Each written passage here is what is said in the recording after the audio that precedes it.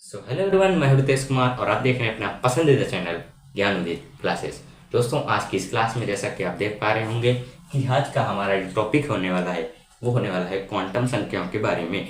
Quantum संख्याएं क्या होती हैं, इसके बारे में पूरी जानकारी हम इस वीडियो में लेने वाले हैं। यदि आप इस वीडियो के एंड तक बने रहते हैं तो आपको इस वीडियो में जितनी भी चीज़ें हम बताएंगे वो सारी समझ आएंगी, क्योंकि हम अपनी तरफ से पूरी कोशिश करने वाले हैं कि आपको अच्छे से ये क्वांटम संख्याओं का टॉपिक समझा दें, क्योंकि यह टॉपिक एग्जाम में बहुत बार पूछा जाता है।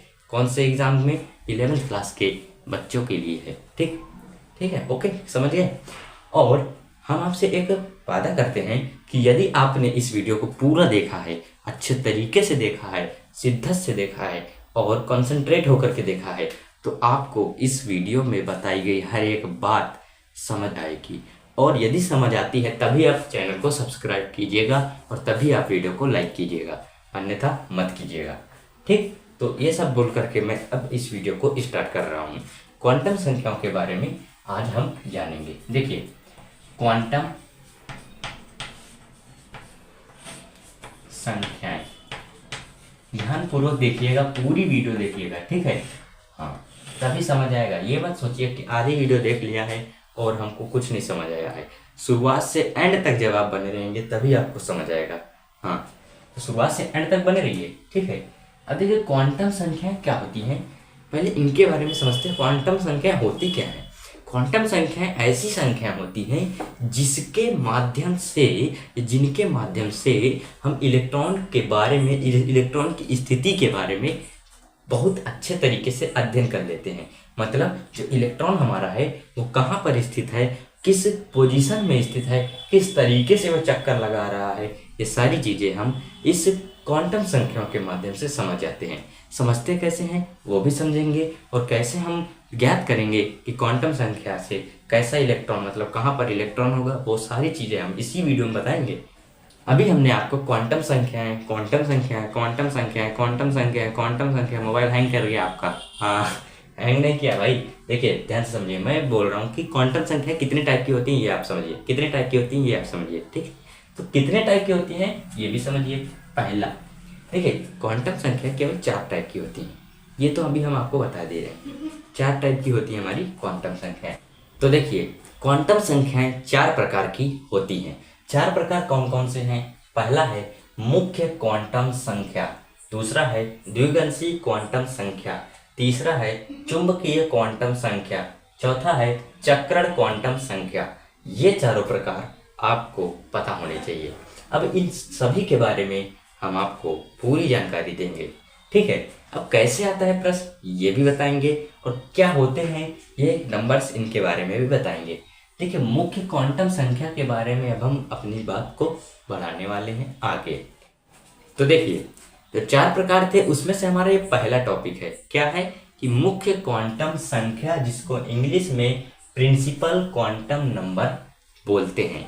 हम बहुत ही आराम से पढ़ा रहे हैं, ठीक है। हाँ, इसको हम n के द्वारा प्रदर्शित करते हैं, इसको हम n के द्वारा प्रदर्शित करते हैं। और ये n क्या होता है?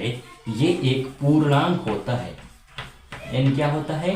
पूर्णांक होता है, जिसकी वैल्यू 1, 2, 3, 4 इस तरीके से चलती रहती है। और ये n क्या बताता है?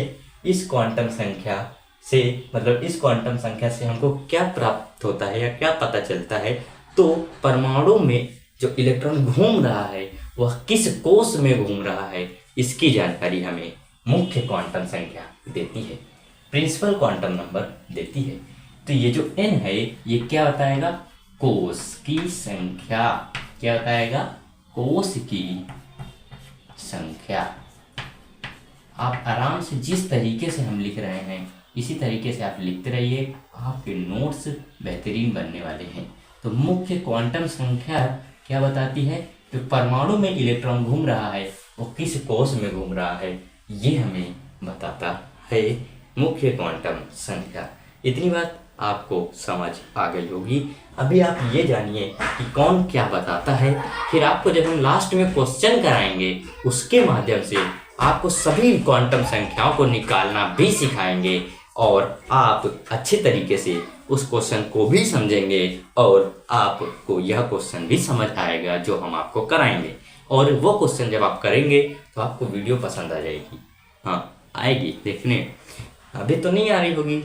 हाँ, कोई बात नहीं, कोई बात नहीं, लास्ट तक बने रहिए, आएगी। अब देखिए, मुख्य क्वांटम संख्या हमने बता दी कि n से हम इसको प्रदर्शित करते हैं। ये n क्या है? पूर्णांक होता है। पूर्णांक क्या है कि जिनके मान 1 2 3 4 या 5 6 7 ऐसे अनंत तक जाते हैं, ठीक। और ये n क्या बताता है? जो परमाणु में, ये जैसे कि मान लीजिए परमाणु है, ठीक है, ये हमने बना दिया नाभिक और ये हमारे हैं कोष। तो ये मान लीजिए हमारा इलेक्ट्रॉन यहाँ पे क्या कर रहा है? चक्रण कर रहा है, यहाँ पे घूम रहा है, ठीक, ऐसे गति कर रहा है इस तरीके से। तो ये जो हमारा है ये नाभिक है, ये प्रथम कोष है, ये द्वितीय कोष है, ये तृतीय कोष है। तो हमको इस इलेक्ट्रॉन के बारे में जानकारी लेनी है तो क्या होगा कि ये बताएगा कि ये तीसरे कोष में हमारा जो इलेक्ट्रॉन है वो घूम रहा है। ये n की वैल्यू हमें यह बताएगी कि जो हमारा इलेक्ट्रॉन है वो तीसरे उपकोष में या तीसरे कोष में घूम रहा है। इतनी बात समझ आती है तो अच्छी बात है। अब हम नेक्स्ट जो हमारी क्वांटम संख्या है जिसका नाम है द्विअंशी क्वांटम संख्या, उसको देखते हैं। तो देखिए, जो हमारी दूसरी संख्या है, जो हमारा दूसरा क्वांटम संख्या है वो है द्विअंशी क्वांटम संख्या, एजीमुथल क्वांटम नंबर। इसको हम इंग्लिश में बोलते हैं एजीमुथल क्वांटम नंबर। और द्वितीय क्वांटम संख्या के नाम अलग अलग जाने जाते हैं। इसको हम कई नामों से जानते हैं, जैसे द्वितीयक क्वांटम संख्या, दूसरा गौड़ क्वांटम संख्या, तीसरा कोणीय क्वांटम संख्या। ये हमने आपको जो 3 से 8 नाम बताए हैं वो इसी एजीमुथल क्वांटम नंबर को हम इन अदर नेम से जानते हैं, ठीक है। तो द्विअंशी क्वांटम संख्या को हम L से प्रदर्शित करते हैं, L से प्रदर्शित करते हैं। और इसकी जो खोज सोमरफील्ड ने की। सोमरफील्ड कौन थे? आपने इस चैप्टर में पहले पढ़ लिया होगा, नहीं पढ़ा है तो बताइएगा, हम आपको इनके बारे में भी नई टॉपिक मतलब नया वीडियो बनाकर देंगे। तो L जो है किसने खोजा था? सोमरफील्ड ने। और L क्या होता है? L से हम क्या पता कर पाते हैं ये भी जान लीजिए। L होता क्या है ये भी हम आपको बताएंगे, ठीक है। L से हम क्या पता करते हैं? जो उपकोष है उसकी आकृति पता करते हैं। आपने पहले पढ़ लिया होगा कि S, P, D और F इनकी जो आकृतियां होती हैं वो किस टाइप से होती हैं, आपने पढ़ लिया होगा। नहीं पढ़ा है तो फिर से देखिए। S की आकृति होती है गोलाकार, P की आकृति होती है डमलाकार इस तरीके से, D की आकृति होती है कुछ इस टाइप से, ठीक, और F की आकृति हम बता नहीं सकते, कुछ इस टाइप से होती है। मतलब हम इसको डिफाइन नहीं कर सकते, इसको हम नहीं बता सकते कि इसकी आकृति कैसे हो सकती है। तो इन सभी के बारे में, इनकी आकृतियों के बारे में कौन बताता है? L मीन्स द्विअंशी क्वांटम संख्या। तो हम यहाँ पर लिखे दे रहे हैं कि क्या बताता है ये? उपकोष की आकृति। तो उपकोष की आकृति L से हमको पता चल जाती है। अब L क्या होता है? देखिए, यदि हमारे पास L की वैल्यू यहाँ पे उपकोष का प्रकार, अब देखिए जो L है उसका मान यहाँ लिखेंगे और उपकोष का प्रकार हम यहाँ पे लिखेंगे। मतलब L का मान जो होगा वो उपकोष के प्रकार को कैसे डिफाइन करेगा। यदि हमारे पास L का मान 0 होता है, ये हम बात करते हैं कि यदि हमारे पास L का मान 0 है तो इसमें उपकोष हमारा होगा S उपकोष। और यदि हमारे पास 1 है तो P उपकोष। और यदि हमारे पास 2 है तो T उपकोष। और यदि हमारे पास 3 है तो ये हो जाएगा हमारे पास F उपकोष। ठीक है, ये आप नोट कर लीजिएगा इतना। और अभी हमने बताया कि जो मुख्य क्वांटम संख्या होती है वो n की वैल्यू होती है। अब मान लीजिए n की वैल्यू हमारे पास ये नाभिक है, ठीक, और n की वैल्यू हमने कितनी निकाली थी, 3 निकाली थी। ये जो n की वैल्यू आई है ये हमारी है 3, वो भी n की वैल्यू। ओके, अब मान लीजिए हमारे पास l की वैल्यू 2 आती है, तो 2 का मतलब क्या है कि 2 का मतलब है d। थोड़ा बड़ा हो जाएगा तो यहाँ पे हम आपको समझाने के लिए 1 लेते हैं, ठीक। तो l की वैल्यू हमारे पास 1 आती है, तो हमारे पास p उपकोष हो जाएगा। और आपको शायद पता नहीं हो तो हम यहीं पर बता देते हैं कि s उपकोष में कितने डिब्बे होते हैं, कितने सेल होते हैं, 1 सेल होता है। और p उपकोष में 3 सेल होते हैं, कुछ इस टाइप से। और जो d उपकोष है उसमें 5 सेल होते हैं, इस तरीके से। और जो f उपकोष होता है उसमें कितने होते हैं, उसमें यहाँ पे देखिए तो आपको समझ आएगा कितने होते हैं। उसमें होते हैं 7, 1 2 3 4 5 6 7। ये हमारे बन गए उपकोष, मतलब सेल बन गए, उनके अंदर के डिब्बे बन गए, आप इनको डिब्बा भी बोल सकते हैं। तो p उपकोष में कितने होते हैं, 3। यहाँ पे हमने पता कर लिया है कि n की वैल्यू हमारे पास 3 आ रही थी और l की वैल्यू हमारे पास 1 आई है। 1 का मतलब हमारे पास p उपकोष आया है, और p उपकोष का मतलब इस तीसरे कोष में हमारे पास p उपकोष उपस्थित है। और हमने यहाँ तक पता कर लिया है कि हमारा इलेक्ट्रॉन है वो कहाँ पर पहुँच चुका है, p उपकोष तक पहुँच चुका है, ठीक। अब क्या करेंगे, अब जो अगली हमारी जो क्वांटम संख्या है जिसको हम बोलते हैं चुंबकीय क्वांटम संख्या, तो चुंबकीय क्वांटम संख्या के बारे में हम जानेंगे। और जो अगला स्टेप होगा हम यही जानेंगे कि चुंबकीय क्वांटम संख्या से हम इन 3 डिब्बों में कौन सा डिब्बा पहुंचेंगे और कौन सा नहीं पहुंचेंगे, ठीक। तो ये हम जान चुके हैं। अब आप एक बार इसका स्क्रीनशॉट ले लीजिए, हम आगे आपको फिर चुंबकीय क्वांटम संख्या बताएंगे। ओके, ले लिया हुआ है स्क्रीनशॉट। अब देखिए चुंबकीय क्वांटम संख्या क्या होती है। तो देखिए चुंबकीय क्वांटम संख्या, जिसको हम इंग्लिश में बोलते हैं मैग्नेटिक क्वांटम नंबर, ये क्या होता है इसके बारे में देखते हैं। देखिए इसको हम m से प्रदर्शित करते हैं, जिसका जो m बनाएंगे हम वो स्मॉल m होगा, ठीक। और इस m से हमको क्या पता चलता है कि जो हमने 3 डिब्बे बनाए थे, वो जो डिब्बे बनाए थे उसमें हमारा जो इलेक्ट्रॉन है वो किस डिब्बे में उपस्थित होगा। जैसे यहाँ के पास हमने 3 डिब्बे बनाए, ये 3 डिब्बे हो गए। अब 3 डिब्बे में से हमारे पास इलेक्ट्रॉन इसमें होगा, इसमें होगा या इसमें होगा, इसकी जानकारी हमको m देता है। समझ गए कि क्वांटम संख्या जो हमारी तीसरी है चुंबकीय क्वांटम संख्या, वो हमको क्या प्रदान करती है कि डिब्बे में इलेक्ट्रॉन की स्थिति। क्या लिखेंगे आप, हमारे लैंग्वेज में लिखें, और अपने लैंग्वेज में जब हम लिखाते हैं तो बच्चों को याद करने में बहुत आसानी होती है। क्या है कि डिब्बे में इलेक्ट्रॉन की स्थिति, ये क्या बताता है, डिब्बे में इलेक्ट्रॉन की स्थिति, ये हमको कौन बताता है, m बताता है, ठीक है। इतनी बात समझ आ गई। अब ये m को हम कैसे ज्ञात करेंगे, इसके लिए भी फार्मूला है, एक फार्मूला है, और उसी फार्मूले से आपको ये चुंबकीय क्वांटम संख्या पता चल जाएगी कि कैसे हम निकालेंगे। तो m को हम कैसे ज्ञात करेंगे, वो हमारे पास एक फार्मूला है। फार्मूला क्या है, तो फार्मूला क्या है, -L2 + L विथ 0। ये जरूर याद रखिएगा कि विथ 0 है, -L से +L तक विथ 0, हाँ विथ 0 मतलब 0 के साथ में। यहाँ पे हम हिंदी में भी लिख दें कि हिंदी में क्या लिखना है, समझ ही गए होंगे कि -L से +L तक शून्य सहित, ठीक, हिंदी में बता दिया। अब हम एक बार निकालते हैं फिर आपको समझाते हैं।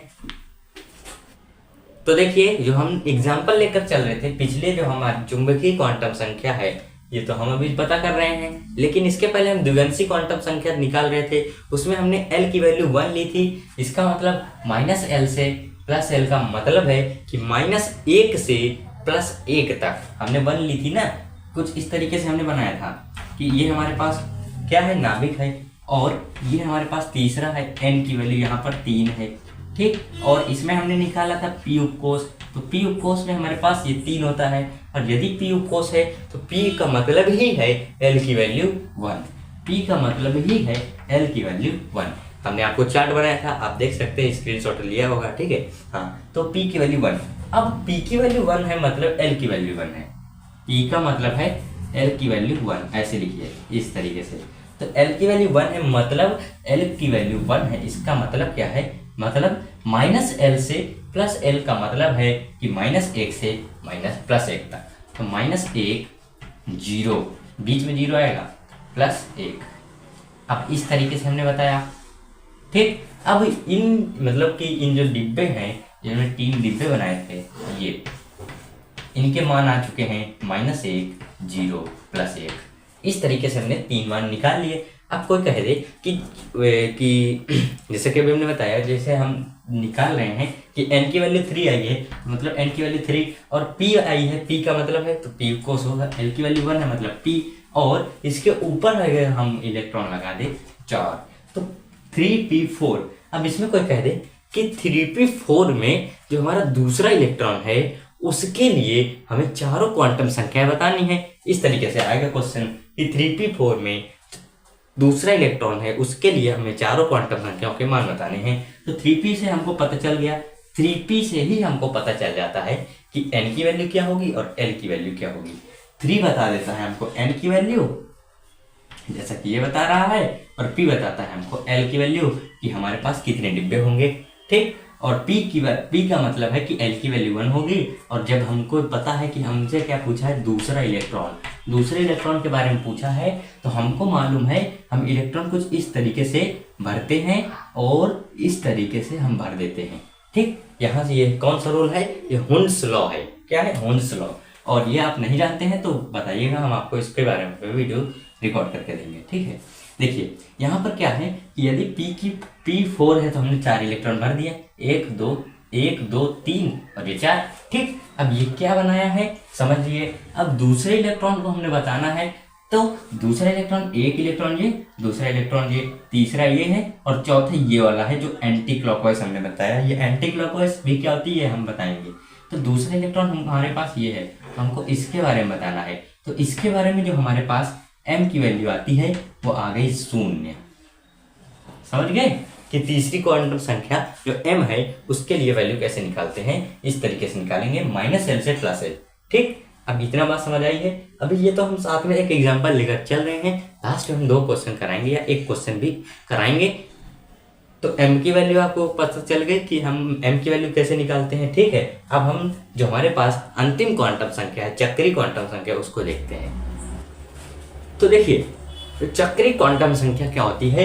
चक्रीय क्वांटम संख्या जिसे हम इंग्लिश में बोलते हैं स्पिन क्वांटम नंबर, ठीक। तो स्पिन क्वांटम नंबर क्या होता है, इसको हम s से प्रदर्शित करते हैं, s से प्रदर्शित कर रहे हैं। और ये हमको क्या बताता है कि जो इलेक्ट्रॉन है, परमाणु में जो इलेक्ट्रॉन है वो किस तरीके से घूम रहा है, मतलब उसके घूमने की दिशा क्या है, ये हमें यह क्वांटम संख्या बताती है।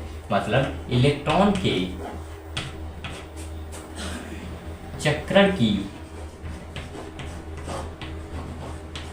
दिशा, ये जो क्वांटम संख्या है ये हमें क्या बताती है, इलेक्ट्रॉन के चक्रण की दिशा, मतलब इलेक्ट्रॉन किस दिशा में घूम रहा है, किस दिशा में घूम रहा है, इसकी बात हमको बताता है। इसकी 2 वैल्यू होती हैं, जिसमें से हमारे पास एक होती है +12 और दूसरी होती है -12। अब +12 का मतलब क्या है और -12 का मतलब क्या है, दोनों चीज समझिए। +12 का मतलब है कि घड़ी की घूमने की दिशा में जो इलेक्ट्रॉन है वो घूमता है। +12 का मतलब है घड़ी की घूमने की दिशा में हमारा इलेक्ट्रॉन घूमता है, कुछ इस तरीके से। और -12 का मतलब है घड़ी के घूमने की उल्टी दिशा में हमारा इलेक्ट्रॉन घूमता है, घड़ी की दिशा के उल्टी दिशा में हमारा इलेक्ट्रॉन घूमता है, इस तरीके से। और इनको हम प्रदर्शित किस तरीके से करते हैं, यदि हमारे पास s की वैल्यू +12 है तो उसको हम इलेक्ट्रॉन हम इसको कैसे प्रदर्शित करेंगे, इस तरीके से। और यदि हमारे पास -12 है तो इसको हम इलेक्ट्रॉन में कैसे प्रदर्शित करेंगे, इस तरीके से। तो हमने आपको बता दिया कि अभी किस तरीके से हमको ये निकालने हैं, ठीक। और अभी हमने आपको एक एग्जांपल दिया था 3p4। तो 3p4 के लिए अब हम सारी वैल्यूज यहाँ पर लिखते हैं, फिर आपको समझ आएगा। देखिए इस s की वैल्यू भी हम 3p4 के लिए निकालते हैं। हमने ये डिब्बा बनाया था, इस डिब्बे में हमको 3 3 डिब्बे बनाए थे और इस तरीके से हमने इलेक्ट्रॉन भर दिए थे और हमको पता करना था कि दूसरे इलेक्ट्रॉन के लिए चारों क्वांटम संख्याओं का मान क्या होगा दूसरे इलेक्ट्रॉन के लिए है। तो 3p है, मतलब n की वैल्यू हमारे पास 3 आ गई और p का मतलब है l की वैल्यू हमारे पास 1 आ गई। ठीक, इसको हम इरेज कर रहे हैं। ओके, नोट कर लिया होगा साथ में ही। और m की वैल्यू क्या आएगी, m की वैल्यू हमारे पास 3 डिब्बे हैं और इन 3 डिब्बे में हमको दूसरे इलेक्ट्रॉन की पता करनी है। तो दूसरे इलेक्ट्रॉन के लिए हमने बताया था -l से +l, तो -1 माइनस एल का मतलब क्या है, एल की वैल्यू हमारे पास 1 है, तो -1 0 और +1 इनके नीचे आप लिख देंगे। और दूसरे इलेक्ट्रॉन का है तो m की वैल्यू हमारे पास 0 आ जाएगी। बस थोड़ा सा m की वैल्यू ही निकालना थोड़ा कठिन नहीं है, हल्का सा ही दिमाग लगाना है बस। और s की वैल्यू कैसे निकालोगे कि s की वैल्यू हम यहाँ पर देखेंगे, इलेक्ट्रॉन ऊपर की ओर p है कुछ इस तरीके से, तो ये इसका मतलब है s की वैल्यू होगी +12। और यदि इस तरीके से है इसका मतलब होगा -12। और +12 का मतलब ही क्या है, क्लॉकवाइज, और -12 का मतलब है एंटी क्लॉकवाइज।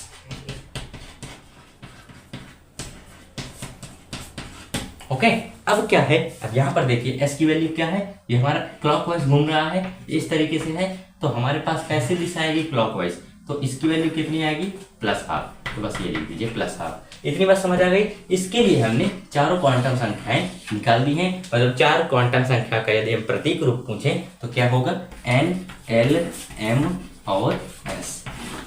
क्लियर, इतनी बातें समझ आ गई हैं। क्वांटम संख्या हमने समाप्त कर दिया है। वीडियो में आपको मजा आया होगा। अब हम एक एग्जांपल लेकर के आपको पूरी क्वांटम संख्याओं के मान बताते हैं और आपको और अच्छे तरीके से ये सारी चीजें क्लियर हो जाएंगी। तो जैसा कि आप अपने स्क्रीन पर क्वेश्चन देख पा रहे हैं कि क्या है वो क्वेश्चन, हमारे पास दिया हुआ है F का मतलब क्या होता है, फ्लोरीन होता है। ठीक है, फ्लोरीन का जो परमाणु क्रमांक Z होता है उसका वैल्यू होती है 9। इसके लिए जो हमारा चौथा इलेक्ट्रॉन है, फ्लोरीन का जो परमाणु क्रमांक है 9 है, और इस 9 के लिए जो हमारा फ्लोरीन का जो चौथा इलेक्ट्रॉन है, ठीक है, इसके जो बाह्यतम कोश का जो चौथा इलेक्ट्रॉन है, इसके लिए हमें चारों क्वांटम संख्याएं बतानी है। मतलब फ्लोरीन का जो बाह्यतम कोश है उसमें जो चौथा इलेक्ट्रॉन है उसके लिए हमें क्वांटम संख्याएं बतानी है। तो आइए हम देखते हैं। तो ऐसे क्वेश्चन को करने के लिए हमें क्या करना पड़ता है, जो हमें तत्व दिया होता है और परमाणु क्रमांक दिया होता है उसका क्या करते हैं हम, सबसे पहले इलेक्ट्रॉनिक विन्यास करते हैं, वो भी किस रूल से, ऑफ-बाउ के नियम से। ठीक, तो F के जो हम करेंगे, F का मतलब फ्लोरीन का इलेक्ट्रॉनिक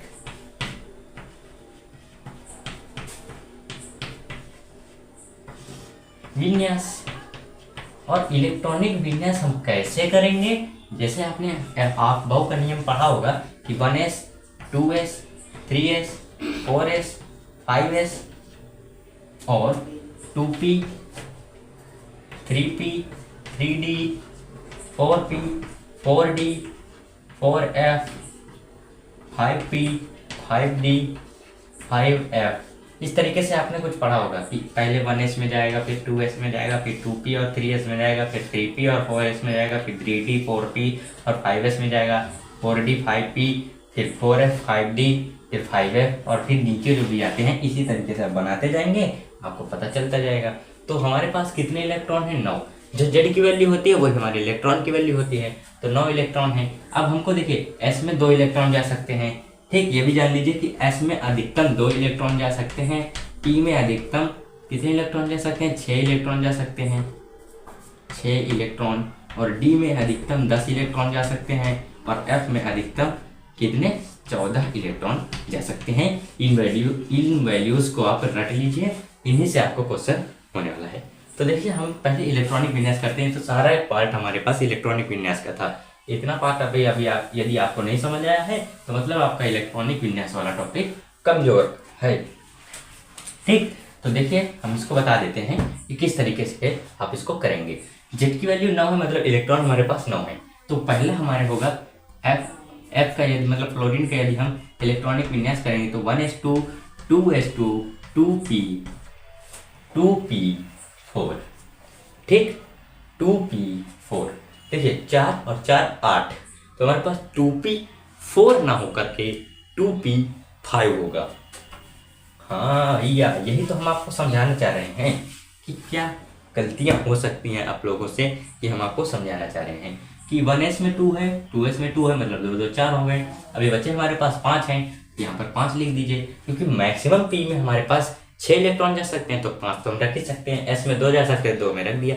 ठीक, इस तरीके से हमने आपको बता दिया इसका ये क्या क्या बता दिया, इलेक्ट्रॉनिक कॉन्फ़िगरेशन। अब हमको बाह्यतम कोष में देखना है, और कौन सा इलेक्ट्रॉन देखना है, चौथा इलेक्ट्रॉन देखना है। बस बाह्यतम कोष हम यही लेंगे 2p5, बस इसको आप लिख लीजिए। इस तरीके से आप करेंगे पूरा नोट करते हुए, बस जगह यहाँ पे कम है इसलिए हम ऐसे कर रहे हैं। तो हमारे पास वो निकल क्या कितना, 2p5। बस आप इसको लिखे रहिए, और यहाँ से हम आपको चारों क्वांटम संख्या निकाल के दिखाते हैं। देखिए n की वैल्यू तो पहले ही आप बता देंगे, n की वैल्यू क्या होगी 2, और l की वैल्यू क्या होगी, यहाँ पे p उपकोष है, p उपकोष के लिए l की वैल्यू चेक कीजिए, आपने लिखा होगा कि l की वैल्यू p उपकोष के लिए 1 होती है, यहाँ पर 1 हो जाएगी। और m की वैल्यू कैसे निकालेंगे, m की वैल्यू निकालने के लिए हमने आपको बहुत अच्छा तरीका बताया है कि p उपकोष में कितने डिब्बे होते हैं, 3 डिब्बे होते हैं, 1 2 और ये 3। ठीक, और -l से +l इसका फॉर्मूला होता है। तो -l का मतलब है -1, l का मतलब l की वैल्यू -1, मतलब 1 आई है तो -1 -0 और +1। अगर यहाँ पे l की वैल्यू 2 आती, देख लीजिए ये सारे केस हम आपको बता रहे हैं, यदि 2 आती तो -2 -1 0 +1 2, इस तरीके से। और l की वैल्यू यदि 2 आती है तो ये कौन सा उपकोष होगा, d उपकोष होगा। और d उपकोष में 5 डिब्बे होते हैं, और आप देख सकते हैं यहाँ पे हमने 5 डिब्बे बना भी दिए हैं कि पहले डिब्बे का मान -2, दूसरे डिब्बे का मान -1, तीसरे डिब्बे का मान 0, चौथे डिब्बे का मान +1, पांचवें डिब्बे का मान 2। ठीक, इस तरीके से हम बता रहे हैं। लेकिन यहाँ पे हमारे क्वेश्चन में क्या कहा है, p उपकोष है, इसलिए हम यहाँ पे 3 डिब्बे ही बनाएंगे। ठीक है, बाकी आप लोगों को समझ आ रहा होगा। ठीक, अब क्या करेंगे, हमसे पूछा चौथे इलेक्ट्रॉन को, तो हम यहाँ पे इलेक्ट्रॉन भर देते हैं। कितने इलेक्ट्रॉन थे p में 5 इलेक्ट्रॉन है, तो 1 इलेक्ट्रॉन, 2 इलेक्ट्रॉन, 3 इलेक्ट्रॉन, 4 इलेक्ट्रॉन और 5वां इलेक्ट्रॉन। मतलब हमको किस इलेक्ट्रॉन के बारे में बताना है, इस इलेक्ट्रॉन के बारे में बताना है। इस इलेक्ट्रॉन के बारे में जब हम बताएंगे तो इस इलेक्ट्रॉन है हमारा, ये किस डिब्बे में है, 0 वाले डिब्बे में है, जिसका मान हमारे पास 0 है, m की वैल्यू हमारे पास 0 है।